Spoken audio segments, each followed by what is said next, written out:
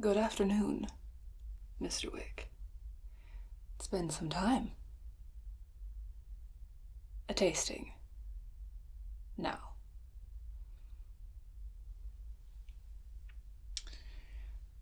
You'll have to, forgive me. I've had a bit of a run on my stock as of late. You see, there was recently quite a rather large bounty placed on some member that has been rendered excommunicado. Now, I've been kept busy enough that I haven't had the good fortune of hearing this member's name for confirmation, you see. So, if you'll forgive the slightly lesser amount of stock than I would normally have, I think I could schedule a tasting. What do you say? I knew you would be understanding, Mr. Wick. Now, for the evening's entertainment, you were thinking... stealth. Urgency. Dessert. Right. Based on your current dress, I presume you had to leave in a hurry. You had to leave without your EDC, did you not? A shame. Really. I think I can help you out there.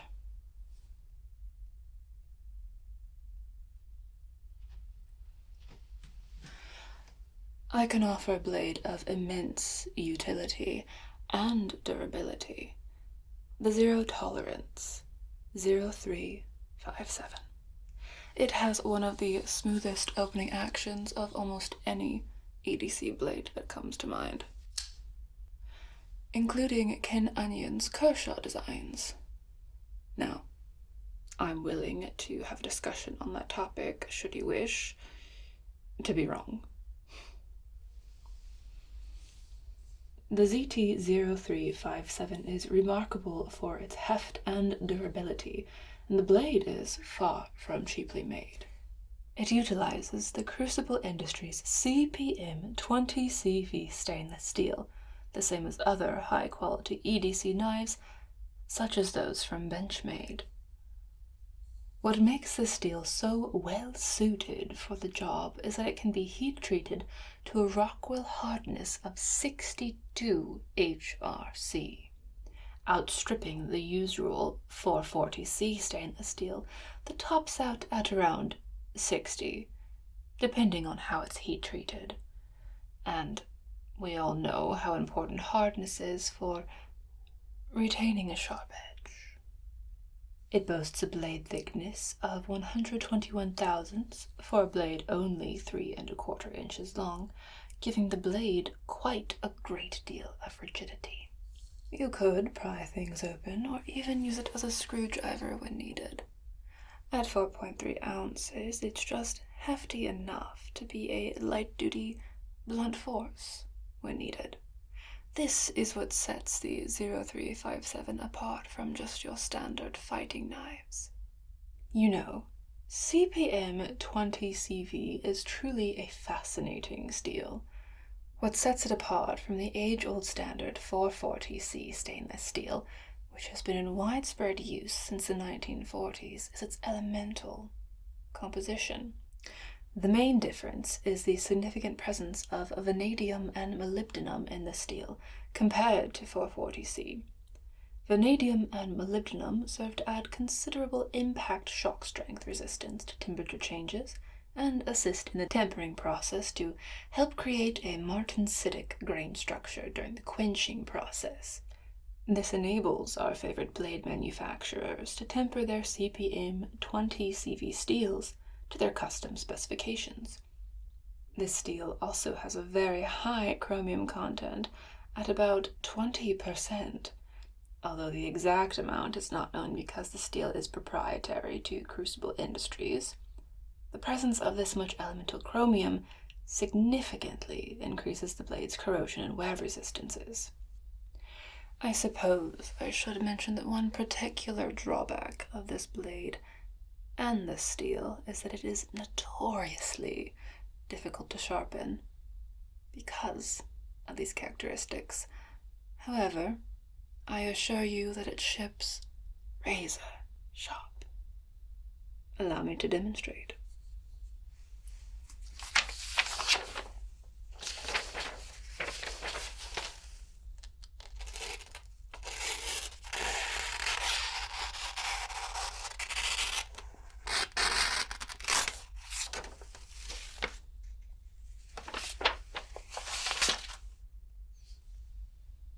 Now, shall we move on to the next tasting?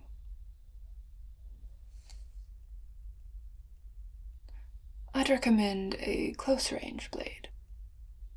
One that is notoriously difficult to disarm and particularly dreadful from which to receive a wound.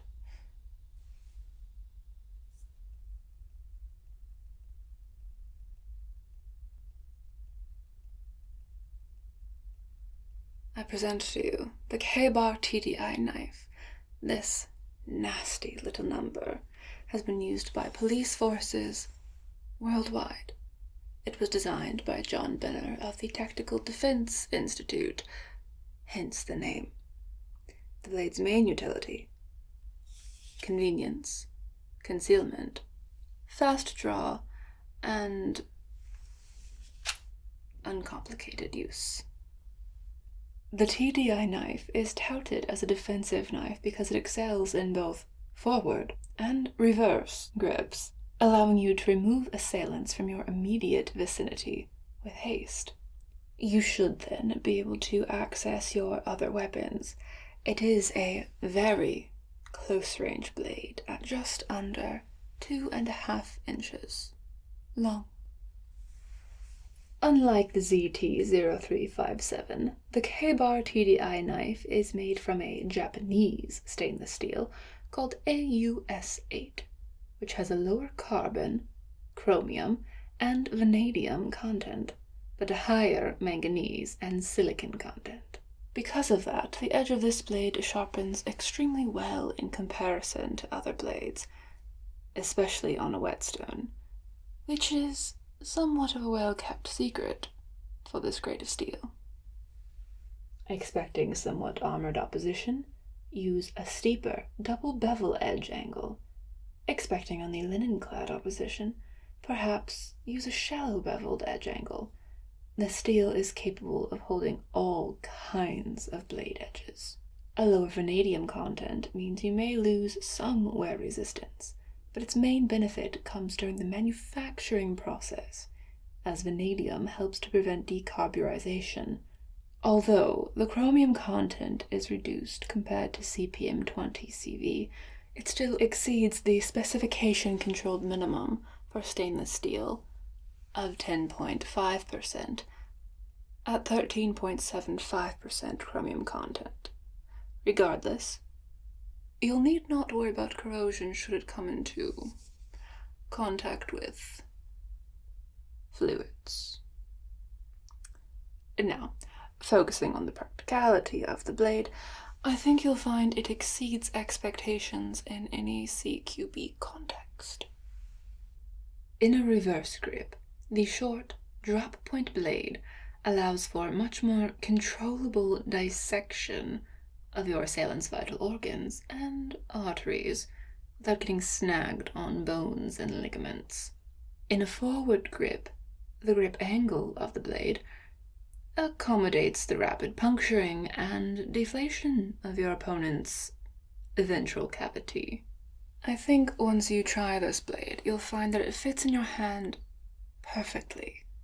It's much more difficult to disarm than others, and that it weighs next to nothing, all of which make for an excellent aperitif. Moving on, though, I think you could do with something with a little more flavor range.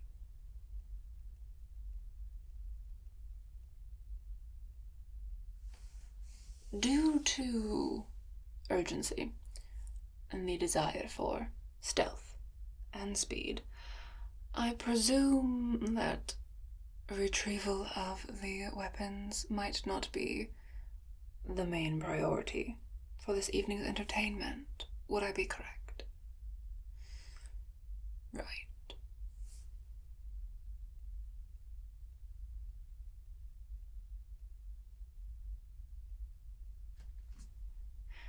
I have on hand the Smith & Wesson 8-inch Bullseye throwing knives. They should be quite easy to use, and when paired with your proficiencies, should make an excellent alternative to what we have discussed thus far. Simply put, these are very inexpensive but quite good. They're well balanced and aerodynamic, giving you a range that is as good as your accuracy. They have double beveled edges that I can have sharpened further should you request it, to ensure the deepest penetration. These throwing knives are more economical due to being stamped from 5/16 inch thick steel sheet stock of a Chinese grade of steel called 20 chromium 13, which is also known for its good corrosion resistance, high hardness, and reception of finishes. Although the steel is Chinese, it is used on some surgical tools as a testament to its quality. Regardless, the American standard 420 stainless steel is an approximate equivalent, and nobody has ever accused 420 of being subpar for these sorts of tasks. At any rate, the most important quality for a good throwing knife is balance. These blades are balanced at around the 55% center of gravity mark. Perfect for professionals such as yourself.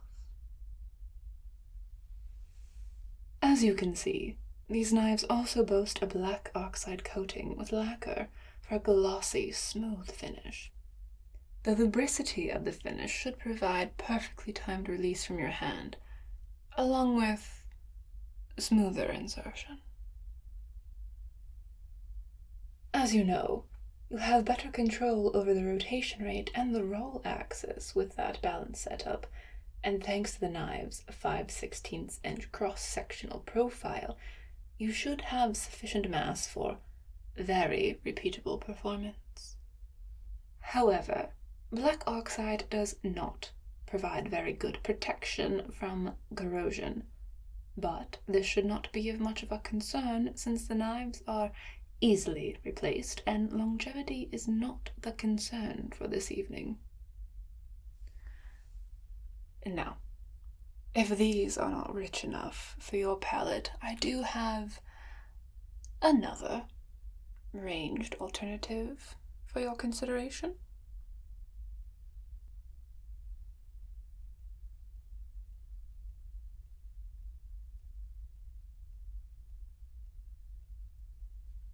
The SOG Fasthawk. This tomahawk makes for an excellent ranged option for many of the same reasons as the Bullseye throwing knives. It's well balanced, with its center of gravity being close to the head, excellent for a blade connoisseur such as yourself. At 19 ounces, this brawny tomahawk will carry itself forward with all the momentum you can impart to it. I believe you'll find the rotational velocity agreeable to your liking and experience. The stout blade head is made of 420 stainless steel, perfect for this application as it is dense and fairly corrosion resistant. Because this is a tomahawk blade, the lower Rockwell C hardness of 52 HRC and malleability of the material will prevent it from shattering upon impact, say, with a wall or a skull. Besides the obvious ranged applications one might consider for the Fasthawk, it's also quite utilitarian for your other needs and duties you may find yourself in. For example, on the rear of the blade head, you'll notice a glass-breaking tip. This is excellent for getting in and out of vehicles or buildings. You may need something capable of hammering, which the Fasthawk can also accomplish. Observe this checkering pattern on either side of the blade head. This is the hammer. The grip has a secure texture that should greatly assist with accurate throwing and hand retention. The elastomeric material ensures shock absorption durability for repeated use, as well as establishing a more favorable center of gravity in the weapon. An extra perk is that the blade head is replaceable in the event that you need to replace components, although this would be a highly unusual situation. I recommend this tomahawk be worn with a sheath on the belt, although I suppose dual crossback holsters could suffice as well, given you left enough room in your jacket. And now, moving on, I think I have a surprise option for you, Mr. Wick.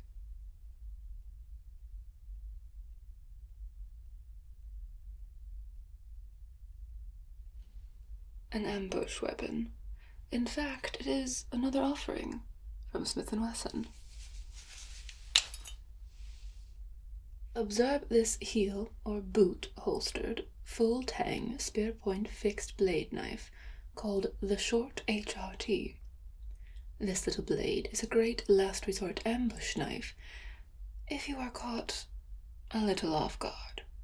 While it is technically a spear point knife, I could convert it to a dagger point blade if you should desire that. Either way, it should be the weapon that enables you to get to your other weapons, or get away altogether.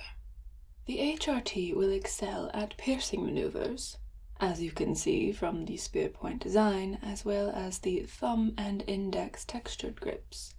The upper grip will ensure that you have no issues with retention, should your hands get a bit slippery. However, slashing performance is somewhat limited due to the shortness of both the blade and the grip. In fact, overall length is 7.5 inches. Perfect for concealment. However, being a full tang knife, that should give you all the rigidity that you need. Apart from being an ambush knife, this could also serve well as an EDC, should you require. The blade is made from a Chinese grade of stainless steel called 7-chromium-17 molybdenum vanadium, but, as with the Bullseyes, the American equivalent is 440A stainless steel. And to reprise, 440A stainless, similar to 440C stainless, has been used for knives since the middle of the 20th century. 440A stainless boasts excellent ultimate strength, corrosion resistance, and holds an edge quite well. It also has another, very desirable attribute. It's quite inexpensive. Thusly, the HRT may be useful for considerably more than just fending off ambushes. You may also note the black oxide finish on the blade. This is the same finish as we saw on the Bullseye throwing knives. It should make quick work of checking as to whether or not the steak is rare or well done. And now, moving on from the smaller knives, perhaps something bolder, richer. A personal favorite of mine.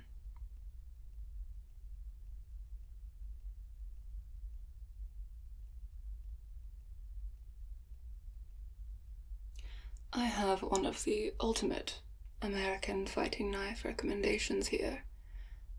The Becker Combat Bowie Knife, or Becker BK9, as I call it, from K-Bar. Designed by Ethan Becker, this combat knife is capable of almost any task. The 14 3/4 inch long with a 9 1/4 inch long full tang knife weighs in at just over a pound, or a little less than the SOG Fasthawk.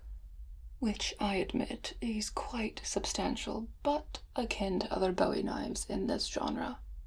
Now, what makes this clip-point knife such a phenomenal all-rounder? I believe it starts with the full tang blade, allowing for maximum rigidity and durability. The grip is iconic within the Becca design line and is quite ergonomic, and the grip is of the utmost importance with a blade this hefty. The shape of the grip and the full tang blade allows for a variety of tasks to be accomplished, such as breaking glass or orbital bones. On the spine, just forward of the comfortable grip, is a thumb rest with the grip texture on the steel for maximum forward force to be applied. Now, some users find the thumb ramp to be detrimental to the ergonomics of the design, but I find these users to be incorrect, as I'm sure you would agree. The blade metallurgy is a special version of the standard high-carbon steel called 1095 Chrovan, which is short for chromium vanadium. Not only this, it's a special version of 1095 because it also contains nickel and molybdenum. That's starting to sound like a stainless steel, no? Nevertheless, it remains a high-carbon steel with all the benefits of such. It is punishingly strong and brutally stiff, with an ultimate strength near 1 gigapascal. It is also relatively hard, with a Rockwell C hardness of 58 HRC, similar to many other high-quality blades. This indicates that it will retain its edge through much abuse, and field trials have said about as much. Furthermore, coupled with the blade thickness of 188 thousandths, the BK9 is one of the strongest blade offerings we've seen today. The BK9 is, of course, particularly useful should you need to resort to bushcraft on your mission. It serves as a large utility blade, capable of cutting down small trees, low brush, whatever else may be in your path. People. It is my opinion that you should carry this knife with you whenever you feel you will have a particularly arduous journey ahead of you.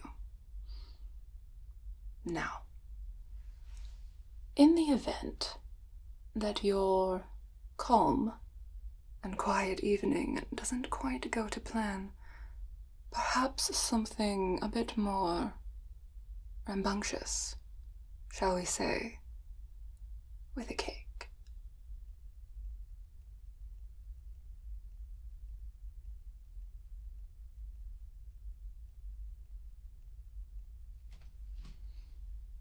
Might I recommend the Caltech KSG pump action 12-gauge shotgun for your consideration, should the evening's events get a little too rowdy. The KSG is good for long engagements with multiple assailants, due to having 2 magazine tubes, allowing you to hold up to 15 rounds of 2 3/4-inch 12-gauge shells. But the chamber is also capable of accepting 3-inch shells. Quite the show of force. With an unloaded weight of 6.9 pounds, it is fairly substantial, but it certainly brings an equivalent power to bear. The beauty of having 2 magazine tubes is that you can have 2 different variants of 12-gauge ammunition loaded in each, with the ability to select which tube shall be active at any time, using a thumb toggle inside the ejection area. For example, Dragon's Breath in one, armor-piercing Sabo slugs in the other, or double-aught buckshot in one, paired with an absolute can of kick-ass in the other. Either way, the KSG will provide versatility and lethality. I have this variant outfitted with a Sig Sauer Romeo 5 red dot sight, which will give you much flexibility in any lighting conditions. The red dot has a robust 50,000-hour battery life, so you can count on it not giving out on you. I have it currently zeroed in at 25 yards with 1 1/8 ounce Sabo slugs. Like I said, an absolute can of kick-ass. I also affixed an Inforce WMLX 800 lumen weapon light, so you can easily identify your targets.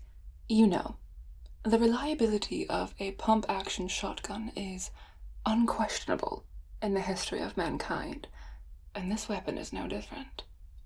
The shells also eject downward, cleverly, so the ejected shells don't interfere with your line of sight. The aftermarket shoulder pad softens recoil, so you can operate the weapon even more quickly. I am quite sure, Mr. Wick, that you will be able to make excellent use of all of these features.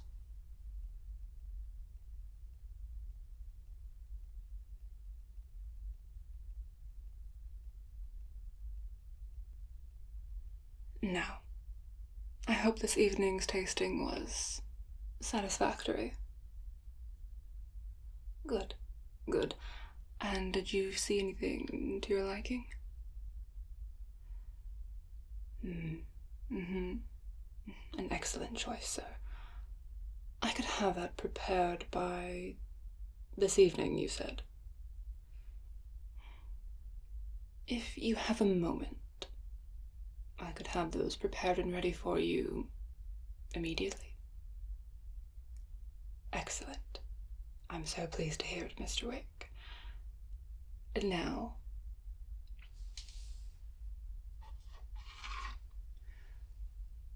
a gift from the Continental. I'll put this with your other things too.